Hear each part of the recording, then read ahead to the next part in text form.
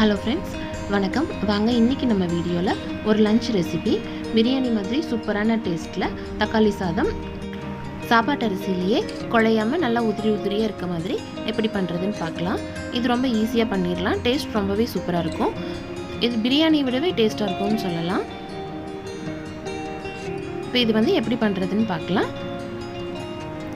இதுக்கு நான் 3 டம்ளர் அளவுக்கு சாப்பாட்டு அரிசி எடுத்திருக்கேன்.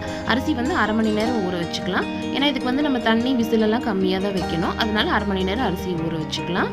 இப்போது சாப்பாடு தாளிக்க ஒரு 4-5 பட்டை, கிராம்பு, ஏலக்காய், ஒரு 2 பிரிஞ்சி இலை, கொஞ்சமாக சோம்பு, கொஞ்சமாக கல்பாசி, ஒரு அன்னாசி பூ எடுத்துக்கலாம்.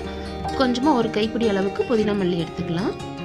மீடியம் சைஸில் 3 பெரிய வெங்காயம், 3 தக்காளி நீளமாக கட் பண்ணி எடுத்துருக்கேன். இப்போ இஞ்சி பூண்டு பேஸ்ட்டுக்கு ஒரு கை அளவுக்கு பூண்டு, அதை விட கொஞ்சம் கம்மியாக இஞ்சி எடுத்து இதை நம்ம ஃப்ரெஷ்ஷாக அரைச்சிக்கலாம். இப்போ இஞ்சி பூண்டு பேஸ்ட் ரெடி ஆயிடுச்சு. இப்போ எண்ணெய் சூடு பண்ணிக்கலாம். எண்ணெய் சூடானதும் முதல் பட்டை கிராம்பெல்லாம் போட்டு நல்லா வாசம் வர அளவுக்கு வதக்கிடலாம். இது நல்லா மணம் வந்ததும் இதில் புதினா மல்லியை சேர்த்துடலாம். இப்போ இது இந்த அளவுக்கு நல்லா வதங்கினதும் வெங்காயம் சேர்த்துடலாம். இப்போ வெங்காயம் நல்லா வதங்கிறதுக்காக கொஞ்சமாக உப்பு சேர்த்து நல்லா பொன்னிற ஆகிற வரைக்கும் வதக்கிடலாம்.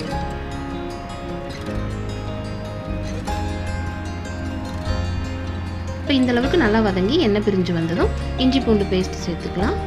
இதையும் நல்லா எண்ணெய் பிரிஞ்சு வர அளவுக்கு வதக்கிடலாம். இப்போ இந்த அளவுக்கு நல்லா எண்ணெய் பிரிஞ்சு வந்ததும் தக்காளி சேர்த்துடலாம். இப்போ தக்காளி வதங்கிறதுக்கு தேவையான உப்பு சேர்த்துட்டு நல்லா வதக்கிடலாம்.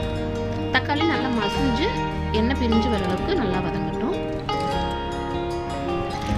இப்போ நல்லா வதங்கிருச்சு. இதில் கொஞ்சமாக மஞ்சள் தூள் சேர்த்துக்கலாம். காரத்துக்கு தேவையான அளவுக்கு மிளகாய் தூள் சேர்த்துக்கலாம். இப்போ இதையும் கொஞ்சம் பச்சை வாசம் போகிற அளவுக்கு வதக்கிடலாம். இது எல்லாமே நல்லா வதங்கிருச்சு. இப்போ சாதத்துக்கு தேவையான அளவுக்கு தண்ணி வச்சுக்கலாம். 1 டம்ளர் அரிசிக்கு 2.5 டம்ளர் தண்ணி அளவு சரியாக இருக்கும். நம்ம அரை மணி நேரம் ஊற வச்சுருக்கிறோம். அதனால தண்ணி 1/2 டம்ளர் கம்மியாக சேர்த்துனாலே போதும். நான் 3 டம்ளர் சேர்த்துருக்கேன். அதுக்கு தேவையான அளவுக்கு தண்ணி சேர்த்துக்கலாம். இப்போ உப்பு போட்டுடலாம். நல்லா ஒரு தடவை கலந்து விட்டு கொதிக்கட்டும். தண்ணி நல்லா கொதிச்சதும் அப்புறமா அரிசியை சேர்த்துக்கலாம். அரிசி போட்டுட்டு இப்போ இதில் 1 ஸ்பூன் நெய் சேர்த்துக்கலாம். இது வாசனைக்காக தான், வேண்டாம்னா தவிர்த்துக்கலாம். இப்போ இது எல்லாத்தையும் நல்லா ஒரு தடவை கலந்து விட்டுட்டு இப்போ உப்பு காரம் சரி பார்த்துக்கலாம். உப்பு காரம் கொஞ்சம் தூக்கலாக இருக்கும்போது அரிசிக்கும் கரெக்டாக இருக்கும். இப்போ இதில் புதினா மல்லி சேர்த்து நல்லா ஒரு தடவை கலந்து விட்டு குக்கர் மூடி விசில் வச்சுக்கலாம். மீடியமில் வச்சு ஒரு விசில் வச்சா போதும். அவ்வளோதான், பாருங்கள், சூப்பராக ரெடி ஆயிடுச்சு தக்காளி சாதம். இது பிரியாணி மாதிரியே சூப்பரான வாசனையோட நல்லாயிருக்கும்.